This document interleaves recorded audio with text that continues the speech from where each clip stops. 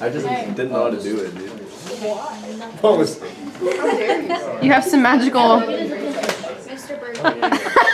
That'll make it better. Huh? Anytime he does something exciting, just press the screen now. Never really hung out with him, but yeah, seems like a nice enough guy. Huh? I think we could share some discussions. Yeah. That's your paper. All right. So here's your last day of homework freedom. So you don't have homework tonight. Are you serious? What? My kids never seen it. Never seen it. School ties with Matt Damon. I'm so excited. It's not a G. It goes to a school. But now, here's Yeah, it is. No. I've never met a Jew. Kyle. Oh my gosh. Kyle, stop. okay. I'm so confused. Is he Jew? No. Just look at no. I said. Okay, that's. He told me. Okay, that's Okay. big. All right, we're done. A gift from God has come down. Now, but so here's the good news, bad news of this story. Okay. The good news is, like I said, you don't have homework tonight. But here's the trade-off. I've got to spend the next hour driving these big complex equations and how they work. Yeah, you're good. Okay? Go for it. So tomorrow, Thursday, you will get just go to any of my former students and go, I got the gravity assignment today, and they'll go, Is it bad? it's bad. How bad are we talking? Bad. Bad. But we're gonna get these on it. Like worse. No. It's just the slog because the numbers are big, the equations are complex. You can make dumb mistakes. So you're going to get that. I have to. Okay. So you're going to get that tomorrow, which is Thursday. It's not actually due until Monday, and that's the day of the test. Okay. So here's the drill. So we're going to go through all this today. We'll finish that up early tomorrow in class. You'll get the assignment tomorrow, Thursday, to work on it. We'll review on Friday. The test over all of this stuff is going to be Monday. Tuesday. Monday. Monday.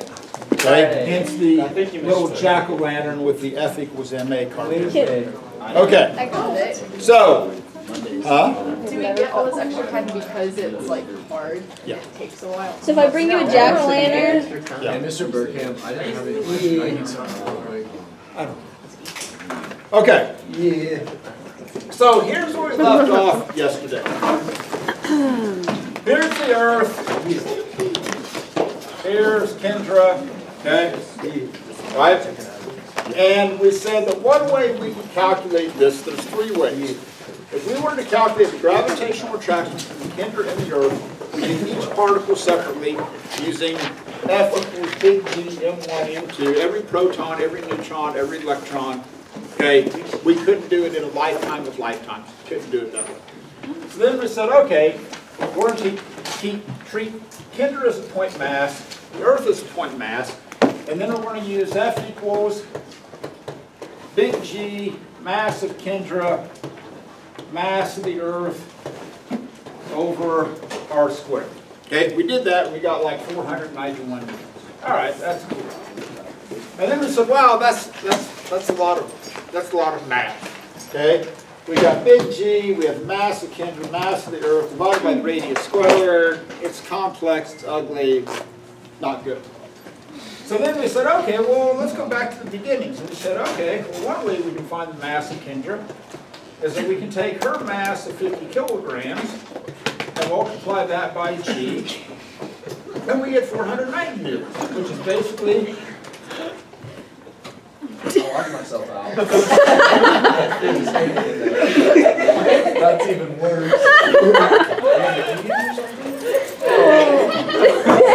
Make him big. Make him This has turned into an ordeal. Really? Yeah. That's never happened. Oh. Okay. You should have made him beg. No. Or at least give them to me so you know. No. Okay.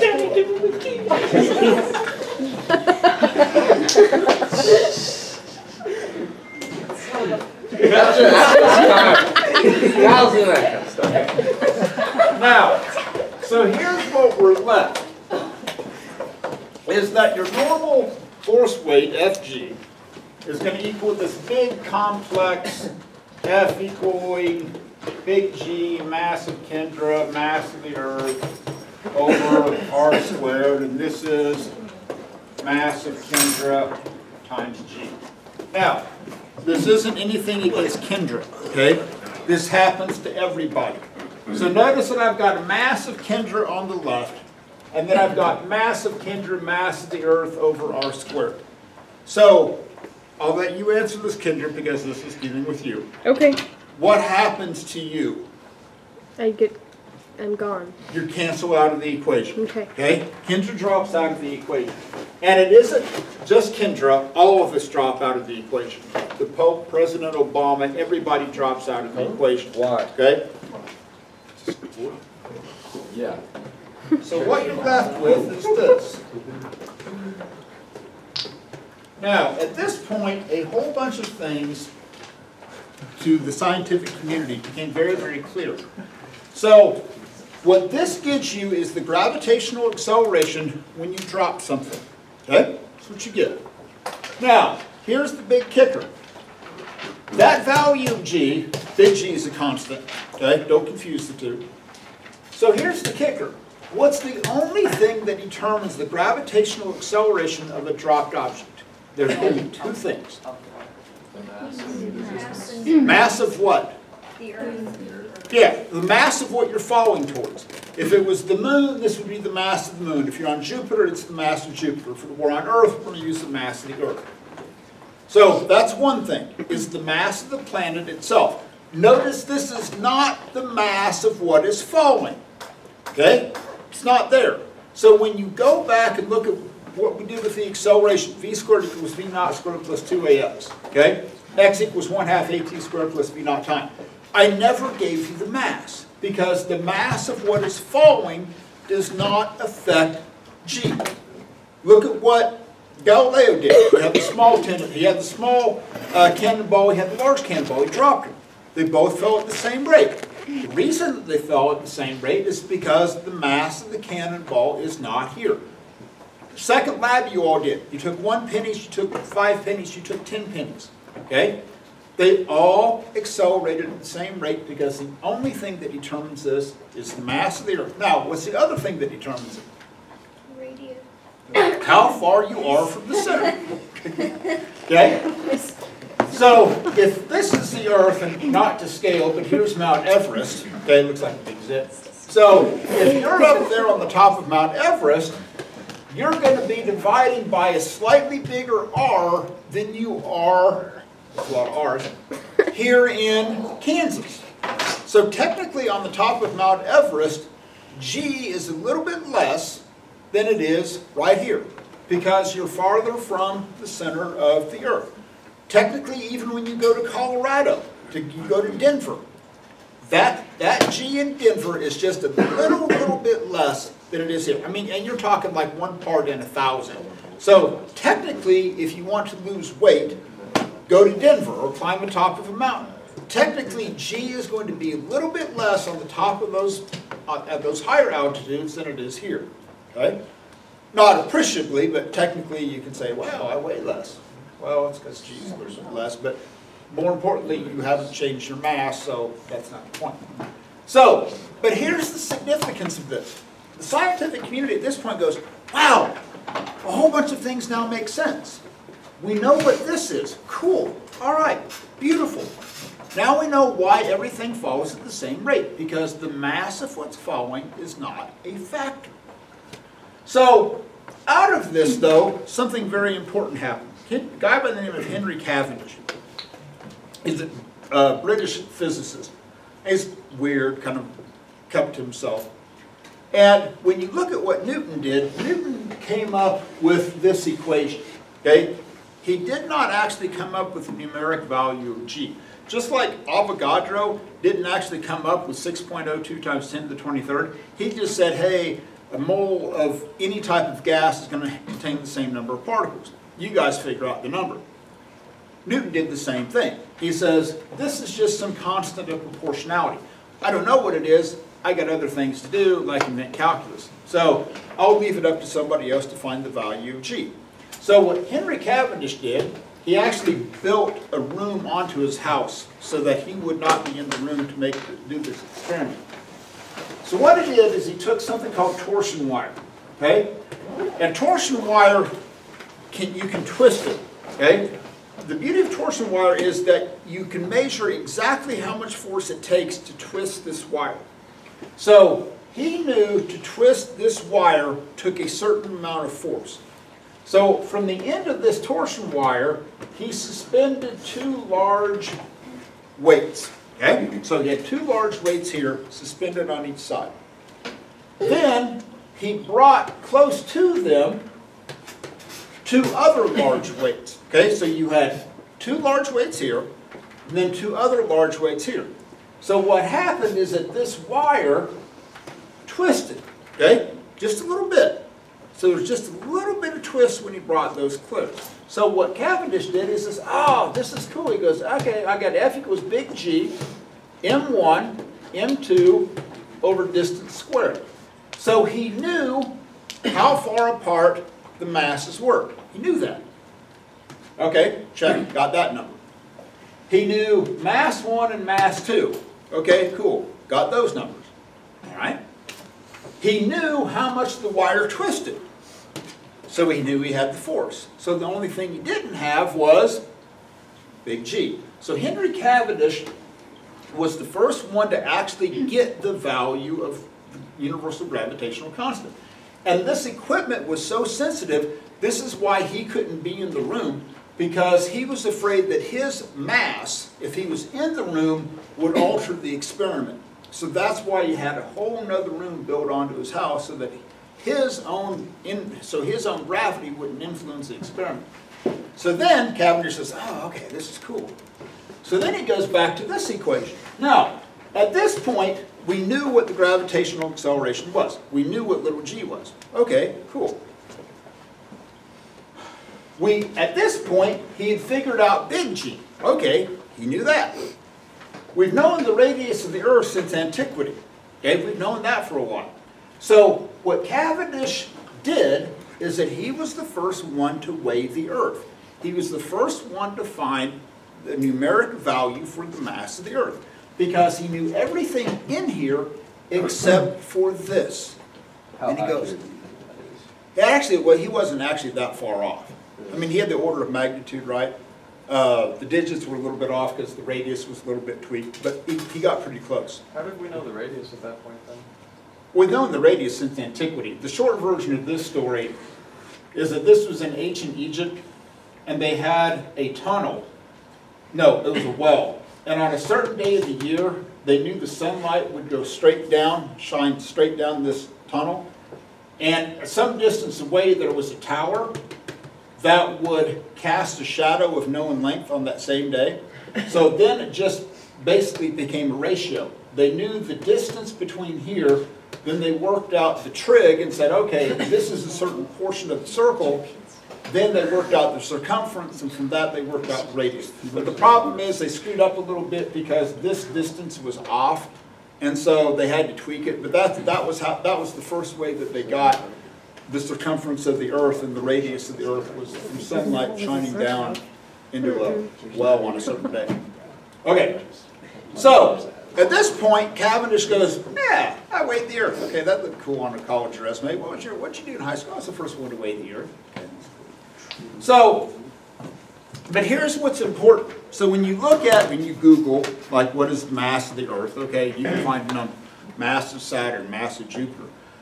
We had to independently derive those numbers, because it isn't like, archaeologists were digging and we found, like, a manufacturer's plate for the Earth. Oh, made, September 14th, 4.9 billion BC. Okay, oh, this is when it was made. Oh, here's the mass of the Earth. Oh, here's the composition of it. Okay, We don't know this. Same thing with Jupiter. If we want the mass of Jupiter, we can't like send a probe to Jupiter with a big massive scale. We stop Jupiter, grab it, put it on the scale and go, oh, here's the mass of Jupiter, 5 point whatever times 10 to the 26 kilograms. Easy peasy. No, okay? We've got to independently measure the effects of gravity and then go from there. So like one of the first experiments they did when the Apollo 11 mission landed on the moon is that they took a pendulum with them, okay? And they measured the period of the pendulum. And you're going, you went all the way to the moon to set up a pendulum. Well, here's the cool thing about what they did with the pendulum. The period of the pendulum is 2 pi times the square root of L over G. So they knew the length of the pendulum. They knew the period of the pendulum because they measured that. They were able to figure out the value of G on the moon because we didn't know what G was on the moon. Okay? We did not know that. It was an unknown value. So we figured out what G was based upon this pendulum. Then once they got G, and again, we knew the radius of the moon, we worked backwards and figured out the mass of the moon. So we actually landed on the moon without knowing what the mass of the moon was. We had a pretty good idea what it was based upon its composition. Figured it was probably similar to the Earth. So we had an idea of what it was, but that gave us a definitive value for the mass of the Earth. Okay, got this equation. Cool, grand, got it. Okay. Now, one of the things that you've got to be able to do, and this one's relatively simple, is do dimensional analysis to make sure this thing works. Okay? So let's do it. This one's relatively simple. So, because if I don't get meters per second squared out of this, the equation doesn't work. I mean, it looks cool. Oh, gee, mass of the Earth over r squared gets you little g. Ooh, okay? The units don't work out. It doesn't make any difference what it is. So here's how you're going to start this. What are the units for big G? Newtons per meter squared divided by kilograms squared. Meters squared over Kilograms squared. kilograms squared, right? Then I've got the mass of the Earth in kilograms, and then I've got the radius squared, right? So this cancels out the meters squared.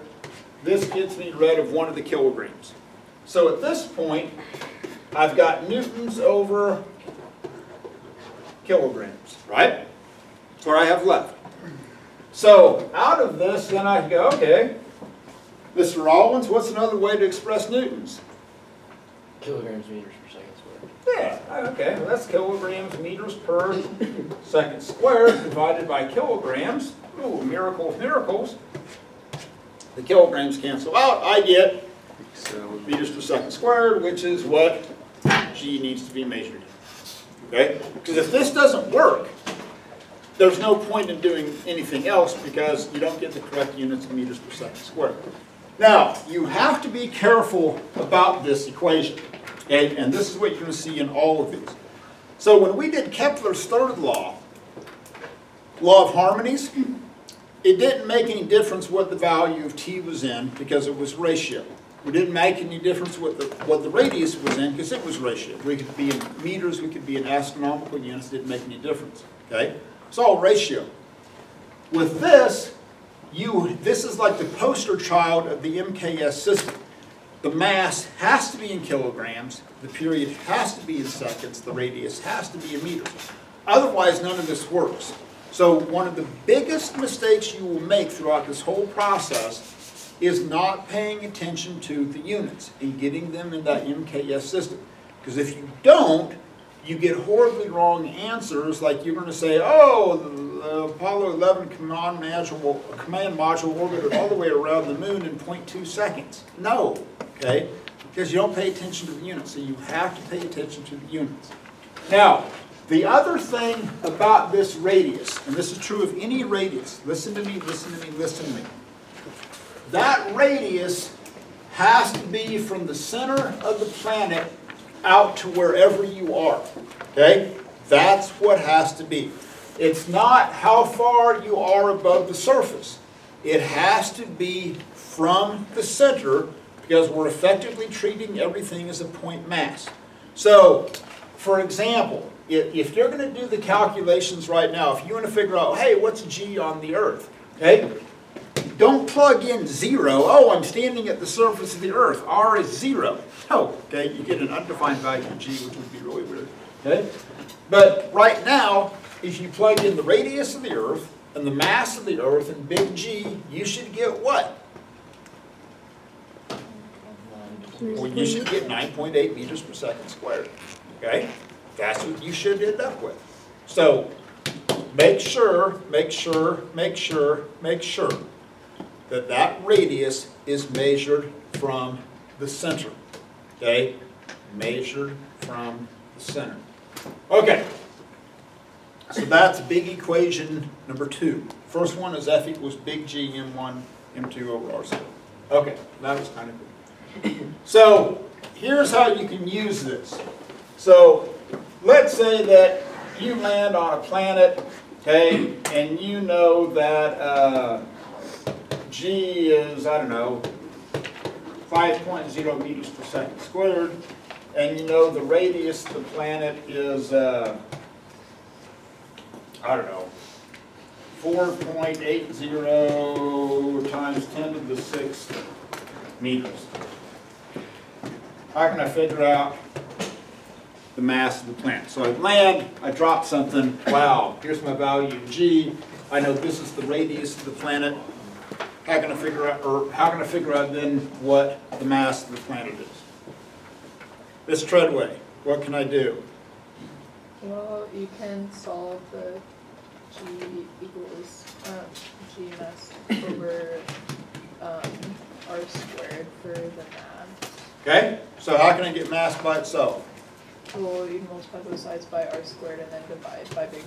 So we got r squared over big G equals mass, right? Now again, pay attention to this idea of an order of magnitude. Before you start plugging numbers in, just look at what you're going to get. Okay, I got little g, that's 5 meters per second squared. Okay, I've got r, which is 4.80 times 10 to the 6th, and that's going to get squared. And then I'm going to divide that by big G, which is 6.67 times 10 to the negative 11. Newtons meters squared over kilograms. Okay, now, let's just look at an order of magnitude. All I want, just an order of magnitude. And by the way, you mark my words, this is what you're going to do wrong. You're going to forget to square this number, and then you're going to be off by an order of magnitude of 6, which is like a million, okay? Or 100,000, no, it's a million. So if you forget this, to square this, literally, your answer isn't going to be off by like 5 or 10. You will be off by 1,000,000 kilograms. That's a lot. Okay? So I got 10 squared, or 10 to the 6th squared, which is going to give me 10 to the 12th. Okay? 10 to the 12th divided by 10 to the negative 11th gets me 10 to the 23rd. So just on an order of magnitude, okay, not worrying about the 5 or anything else, I'm somewhere around 10 to the 23rd. Okay? That's all I got. Something around 10 to the 23rd. So if I do this calculation, and you get like 10 to the 5th, oh, something's wrong.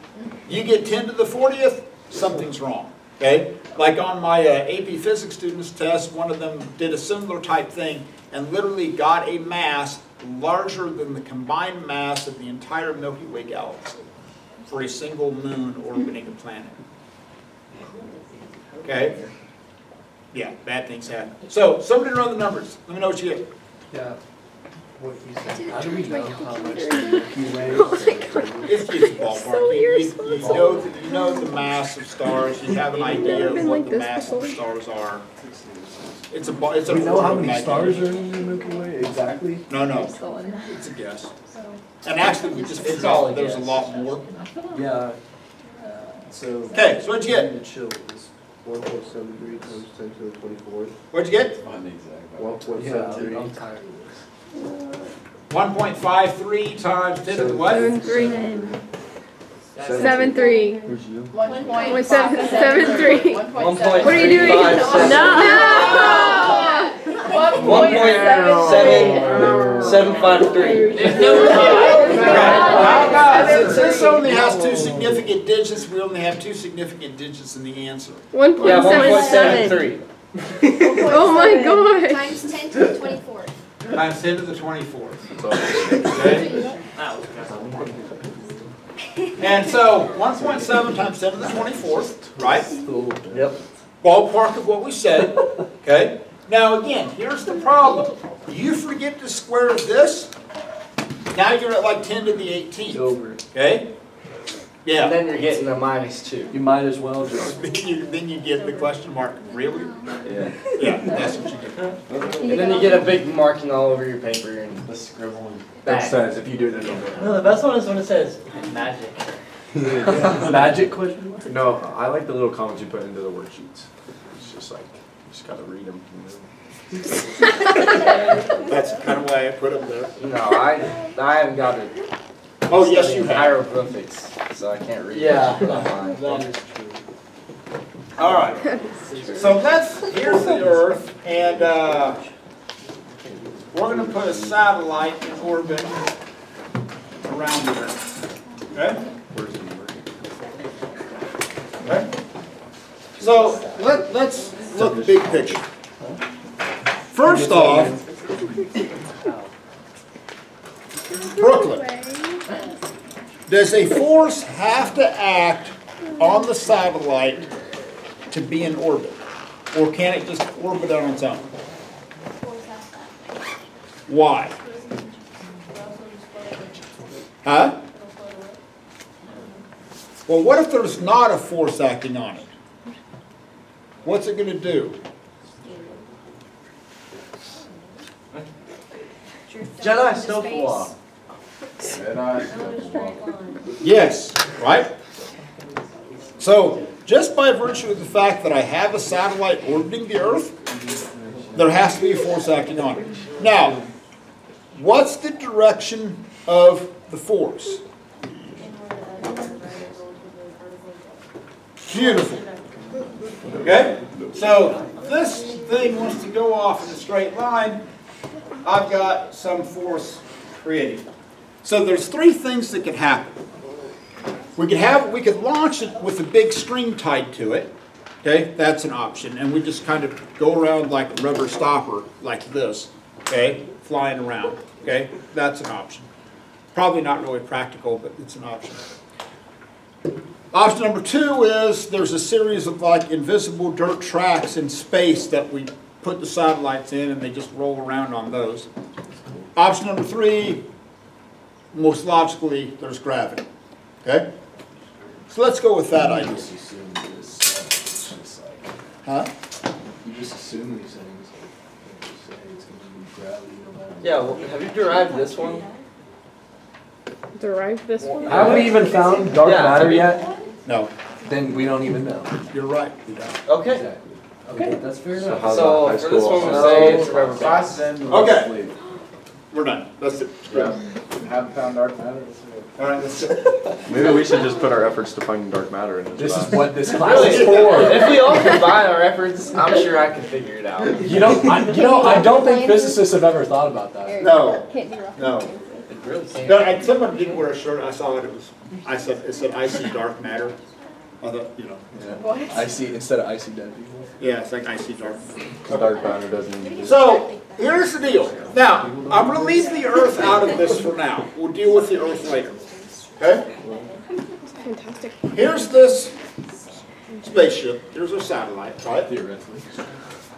So what do I have to know to determine the centripetal force to keep this thing in orbit? Mass of I need 3 things. radius of the Earth. Well, the radius of the orbit, right? Yeah, Right. orbit. You're going to need to know the mass of the Earth. Mass of the Earth. And that's the satellite. Whoa, whoa, whoa, No. whoa, whoa, whoa. You know there's mass of the satellite because when you fling the thing around, you reckon the mass of the satellite. Yes, when I'm swinging this thing around over here, over my head, do you need to know my mass to figure out the force acting on the rubber stopper? And then Hank comes in. So why? So what's the difference between those two equations? When do you use one? When do you use the other? Okay, what do you mean? Okay, let's get a little bit less vague. Then when do you use one? When do you use GM divided by R squared? Okay. When do you use GM1, M2 divided by R squared? Let me get through this. I think I'll answer All the right. question by the end. Okay? So here's the deal. So this is going to be a mass, but here's the question. Is it the mass of the satellite or is it the mass of the Earth? Satellite. That's the mass of the satellite. Okay? V squared. And then we have V squared. Okay, so if I know the mass of the satellite, how fast it's going, and how far it is. How did you know what V squared was? And tell me, I'm on another level. Because this. If you can see dark I matter. can actually. Okay, I'm happy for you. So, remember, now listen to me, listen to me, listen to me. This R is from the center of the Earth out. It is not from the surface. That's from the center of the Earth out to this point. But what you have to be careful of on a lot of these problems, you're going to be told, oh, it's orbiting 300 kilometers above the Earth. Okay? 300 kilometers. Okay, no, I'm being dead. How'd you know that the V squared goes there? Because I'm smart. That's not even on our equation sheet. mv squared over r for centripetal force, it is too.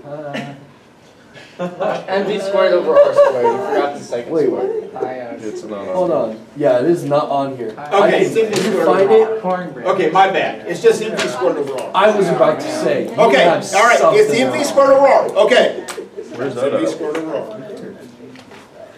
Oh, it's just V squared over R. Yes. No, that's for acceleration. Then you have to figure out the mass. Okay. Now, so here's what we got. I did throw an extra r squared in there. It's mv squared. No, you don't over need a square, Kyle. r. Okay. Okay, I was lost. Are we better? Yes. So there's no thing with R squared. Now, there is another thing with r Yeah, squared. that's Now, since this has to be created by the gravitational pull between this satellite and the Earth, so then we can go, okay, well, my gravitational pull is going to be big G, mass of the satellite, mass of the Earth, over r squared. Right? I figured it out. Now, They're going to be equal. oh, they're going to be equal. Okay? They're going to be equal. These are all the answers. So, since the centripetal force is creating the gravitational pull, then we can go big G, mass of the satellite, mass of the Earth, over r squared is going to equal big G, or excuse me, mass of the satellite, v squared over r. Now, just like Kendra, what's going to happen to the mass of the satellite? Drops out. Drops out. I will never, ever, ever give you the mass of the satellite. You know why? You don't need It it. doesn't matter. Okay? I'm never going to give you the fact that, oh, the satellite has, you know, and I'm never going to tell you that either. You know why? It doesn't matter. Okay? It does, because it's American, and that means it weighs more. But then the mass doesn't matter, so you're right. But wait, mass I'm doesn't also equal not going to weight, tell you so... what. I'm also not going to tell you what color it is. Okay? It doesn't matter. So here's the deal. Whether this thing is Hank the bowling ball in orbit, okay, which was about the size of the first satellite Sputnik launched by the Russians, or is the International Space Station, guess what? It doesn't matter. Okay? It doesn't matter. So what I want to do is solve this equation for V. Okay, so I'm going to do a little cross multiplication here. And I'm going to get V squared, R squared, okay? And then,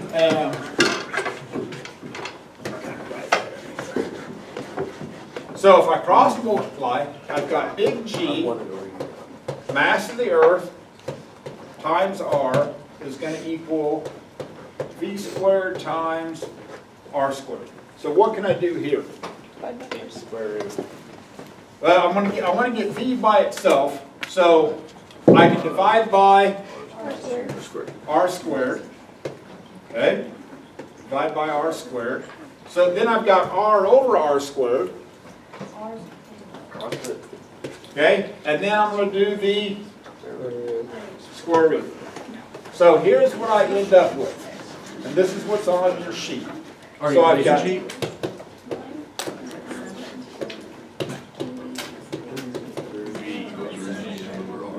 okay. Now, but understand where this equation comes from and what's in this equation and what's not in this equation.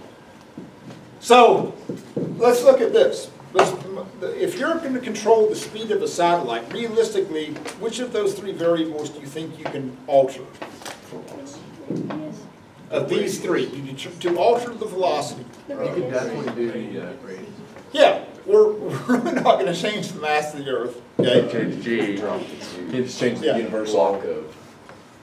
You can't just change the universal. Big G is a universal gravitational constant. Okay, that's kind of set in stone. Not changing. So the only thing we can do. So look at this. If I want the satellite to go faster, do I move it into a lower orbit or move it into a higher orbit? Lower. Why? Because when your radius goes down, your velocity goes up. Yeah. I'm going to divide it by a smaller number. Okay? I'm going to be dividing by a smaller number. Now, if you really want to get technical on this thing, okay? If you really want to get technical, here's what you can do to actually see that relationship. So what you can do is write this as the square root of big G m, and that's the mass of the Earth, times the square root of 1 over r. So this is actually like a constant, okay? It's a constant of proportionality. This is a number. As long as you're orbiting the Earth and as long as big G is what it is, this is a constant. So the only thing you need is your radius, because this is the only thing that's going to change. So again, and this goes back to what Lexi said, is that if I have a bigger and bigger radius, this number here is going to get smaller and smaller and smaller, multiplied by the same constant. I'm going to get a lower velocity. And the same thing happens even with planets. Mercury travels really, really, really fast because it's very, very close to the sun. The farther planets go slower. Pluto. Yes, because It is a planet. it's a dwarf planet. Yeah, so Okay. basically it's Okay. a freshman. I heard planet. It's a Okay. Freshman. So the planets further out, so it's like a racetrack. The planets further out are traveling slower than the planets on the inside track. So this is why Earth will pass Mars on a racetrack. Earth will like here's Mars, they're moving. Earth will pass it on the inside, and this is why you get this retrograde motion, and this is how they explained it. They said, oh, okay, right. Mars is traveling faster. The appearance changes because the Earth is passing Mars on the inside, so you're viewing it from a different perspective. Okay. So we got this. No worries. Life's good. Now, I know you've been sitting. Stop that. Stand up. We'll take like a 5-minute break. Then we'll get into the home stretch. So do we know that dark matter? Dreams and you wake up here. Hey. Oh my god. Falling. Dude, when I'm in a car and my mask starts falling. Do they come off? I don't That know. was messed How do you up. erase it? Oh, they disappeared. Okay, they're good. Go ahead. Go ahead. We're good? Yeah, we're good. Okay. So let me do this one to show that the units work out, because this one's fairly complicated. So we've got little v equals big GM over R, right? So here's what we've got. If you look at big G, units of big G are always what? The same. These never change. They're what? Newtons per meter squared divided by kilogram squared. Kilograms squared. All right, that's cool. I got mass, kilograms, and then I've got an R, okay, meters. So right away I've lost one of these, I've lost one of these. So right now I've got newtons, meters over kilograms. At this point, and I promise you on the test, you're going to have to do one of these like this. Either velocity period, little g. One of these three. Okay? This is what you've got to be able to do. I promise you, it's going to be one of the problems you're going to work on the test. Mark my word. So simplify this as far as you can. Then substitute in for newtons. Okay? So then, as Mr. Rollins said, newtons are kilograms meters per second squared. Now, here's the deal. Listen to me, listen to me, listen to me. When you look at this is just taking the place of the newtons. That's all it's taking the place of. The meters are still here, and the kilograms are still there. So be careful when you do that substitution. Now, at this point, what's going to happen? Kilograms are going to cancel out. I've got meters times meters, which is meters squared over second squared. So now I have the square root of meters squared over second squared. Boom. Voila. There I go. Okay? Glad this is triple proportionality. Yeah. That's more moment of inertial calculations. Okay. So let's say that What the heck was that? stop. How do I meet it? That's a nice circle. How can I find you? I'm not a creature. I have never seen one. Is Jake Shields one? No, he's Catholic. No, he's Methodist. His parents are Methodist. Okay. So let's say, give me Hank. Give me his bacon. Why did you have? So let's say that we're going to take Hank and put Hank in orbit 300 kilometers above the surface of the Earth. Now, to give you some perspective, 300 kilometers is roughly the distance from here to Kansas City. Yeah. Okay? Ballpark, right? So, and everybody says, oh, things are in outer space. Oh, they're way out there. Well, look, if you look on this map, okay, this globe. So, my pinky roughly on this scale is the same distance from Wichita to Kansas City, roughly. So, if I turn that sideways, on a relative scale, this is how high, like the International Space Station and a lot of the satellites are orbiting. So we're not, on a relative scale, way out here. If this is the same scale, this is how high the satellites are orbiting. There's nothing magic about space in terms of being out there. We just have to get above our atmosphere because we can't orbit within our atmosphere because there's so much drag created by our atmosphere, which is why you have shooting stars and little bits of matter come in and they hit the atmosphere and you get these great streaks of light because of the fact that they're hitting our atmosphere, they're slowing up, they're changing thermal energy, and you're getting all of this light.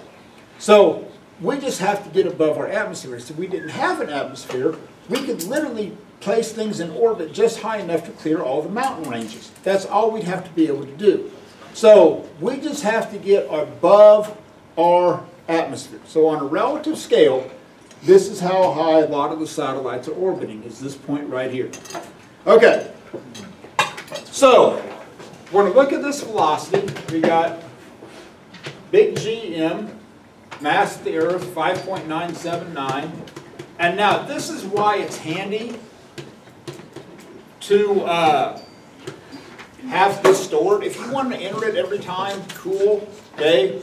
It's going to save you a lot of heartbreak if you just plug in big G and M. If you really wanted to get efficient, a lot of times big G times M, we're going to see those multiplied together. So if you want to store another number, just store the product of big G and M by itself, because then you don't even have to type in G and M. It's just, oh, G times the mass of the Earth. Oh, here's the number. Okay? Now, let's talk about the radius. Is this going to work okay if I just put in the 300 right there? Yep. Ellie, you shake your head no, and as well you should. Why? Because you have to add the distance between the surface of the Earth and the distance between them. Okay? And that distance is 6.3713 times 10 to the 6th meters. How do you know that? Now, but here's the deal. He's been teaching this class longer than we've been alive. Yeah. Sad. I wonder what you used to look like.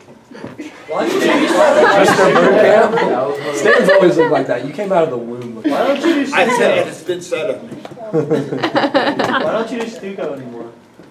Wait, you used to do Stuco? Oh, way back. Why did you stop? Blame on It her. was just so time consuming. I couldn't do justice. There's Who was no your, like, corruptness. counterpart? We want Stan back. We No. want Stanley. We want Stanley. We want Stanley. I could not see him doing that.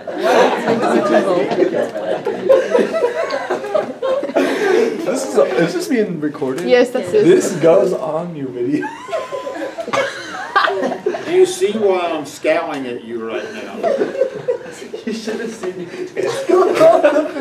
Can we have like one day where you just like meet every person in this class? Like, you know, just like a quick like, this is so and We're more so. like celebrities to them. It's a reality TV show. Just like a bonus episode. A bonus episode. We should get like more. We should get more cameras. And, like, live class. Yeah. Yeah, we can do like a screen where they can watch me, then I'll have camera up here and focus on all of them. Yeah. Or we can run it as a split So that's what's really important. But the problem is, I know what they'd be watching, and it's not me. Okay? All right. So,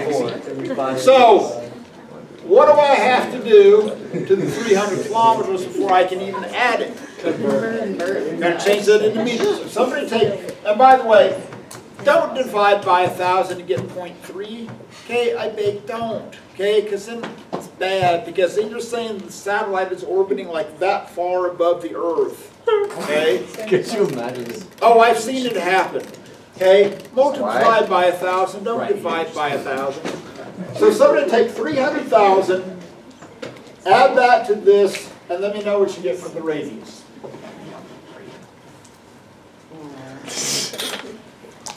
Add 300,000 to the radius of the Earth. Plus alpha. Do you have like 6.67? 6.67. Do you have written down the 1 numbers? 3 times 10 to the 6. Yes. Okay. Now, step away from the calculators at this point. Okay. Again, all I want is an order of magnitude. 10 to the negative 11 times 10 to the 24th gets me 10 to the 14. 10 to the negative 11. You're not supposed to do times 10 to the 24th gets me what? 10 to the 13. 10 to the 13th. So up here I've got roughly 10 to the 13th. Divided by 10 to the 6th gets me 10 to the 7th. But then I'm taking the square root of that. Well, if it was 10 to the 6th, the square root of 10 to the 6th is 10 to the 3rd. Right? Just 10 to the 3rd times 10 to the 3rd is 10 to the 6th. Okay? So, trust me on this one. Velocities in a near-Earth orbit should be something around 10 to the 3rd meters per second. Okay? Listen to me. They should be something times 10 to the 3rd. If you ever get an answer like 10 to the 6th, you're wrong. Okay? You probably forgot to take the square root. If you get something faster than the speed of light, 3.0 times 10 to the 8th meters per second, that is a horribly, horribly wrong. Okay? So, that's why I'm telling you, on this unit, you have more potential to get answers that don't make any sense than any other unit we will do in this class, just because you have such large exponents that you're dealing with. Okay? So, generally speaking, things in near-Earth orbit, and also when they're orbiting the moon, those velocities are going to be something times 10 to the 3rd. Ballpark. Okay? Now, somebody actually run the numbers. What do you get? Alright, let's see here. 6.98 to the 3rd. I We'll figure out how to What? store. Physics, if you apply physics, you get, Physics. you get chemistry, and if you apply chemistry, you get biology. Take the square root of that. And don't forget to take the square root. 7,731.6. This freaking kiddo. So you got 7 point what? 7.73 times 10 to the 3rd. Okay. Now, let's talk about why this number is what it is, and this whole idea of something being in orbit. So, when Newton proposed this, visualize this. Here's the Earth, and here's a mountain on the Earth. Okay? And you're standing up here, and you have a cannon. Okay? And you're going to fire a cannonball, oddly enough, out of the cannon. Radical concept. And so you fire the cannon, and it goes like this. And you think, okay, it's kind of cool. Well, let's make it go faster. Fire it faster. Boom, you get this. Fire it even faster. Boom. Okay? It's going to come around the back of the head and hit you. Dog. Okay? You have to go so fast. Okay, now, this is roughly about 8 kilometers per second. Now, here's the reason why it's this number. The Earth, if you travel 8,000 meters this way, the Earth curves out from underneath you 4.9 meters. The reason that this is important, if you look at the equation x equals 1/2 at squared plus v naught time, and you plug in 1 second, you get 4.9 meters. So something in a state of free fall on Earth falls 4.9 meters per 1 second. So when something's in orbit, it has to follow the curvature of the Earth.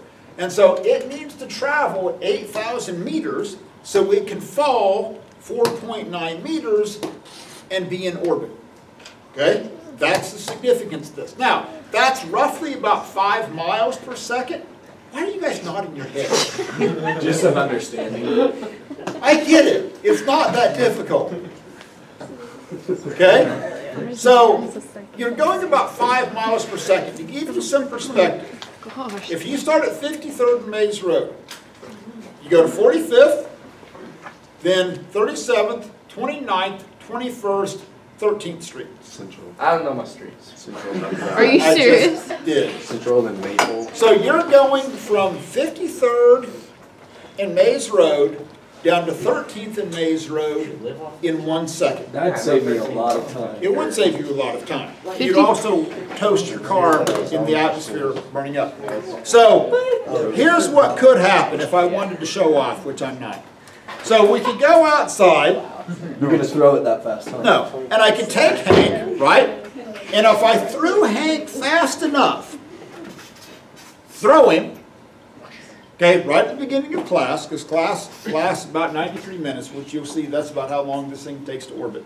So right at the beginning of class, we're going to go outside and go, okay, it'll be back, it'll be cool. So I'm going to throw Hank, and then we're going to come back in, okay, we'll lecture, we'll do little cute little things with the video camera, okay, all this good stuff. And then I'll watch the clock, okay, after about 93 minutes, we're going to go back outside, and then Hank's going to be returned back to the same point, and I can catch him and go, wow, we just had Hank in orbit.